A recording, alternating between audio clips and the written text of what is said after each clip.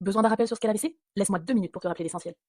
L'accident vasculaire cérébral est une interruption brutale de la circulation sanguine dans une zone du cerveau. Elle est liée soit à l'obstruction, dans ce cas-là on parle d'AVC ischémique, soit elle est liée à la rupture d'un vaisseau sanguin cérébral, dans ce cas on parle d'AVC hémorragique. Le diagnostic pourra s'effectuer par un examen clinique à la recherche de déficits neurologiques, une évaluation de la gravité via le score NIHSS, une imagerie cérébrale en urgence avec un scanner plus ou moins IRM pour distinguer l'AVC ischémique de l'AVC hémorragique, et enfin un bilan étiologique à la recherche de l'origine via un ECG, un bilan sanguin, une imagerie vasculaire, une échographie cardiaque et des troncs supra-aortiques. Au niveau des signes et des symptômes, le patient pourra présenter avec un début souvent brutal, un déficit moteur ou sensitif d'un hémicorps, une déviation de la bouche, des troubles de la parole type aphasie ou dysarthrie, des troubles soudains de la vision, des vertiges, des troubles de l'équilibre, des troubles de la vigilance avec somnolence et des céphalées intenses inhabituelles.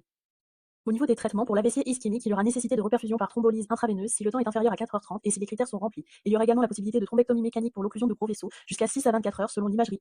Pour le traitement de l'AVC hémorragique, il faudra réaliser un contrôle strict de la pression artérielle, réaliser la neutralisation de l'anticoagulation si elle est présente, effectuer une chirurgie éventuelle avec une évacuation de l'hématome et un drainage ventriculaire selon la taille et la localisation. Au niveau de la prise en charge infirmière, il faudra réaliser la surveillance neurologique, la surveillance des paramètres vitaux et la prévention des complications comme les fausses routes, les escarres, les thromboses veineuses profondes ou les chutes. Il faudra également réaliser la préparation aux examens, le positionnement, la mobilisation précoce et réaliser un relais rééducation avec les kinés, ergo et orthophonistes.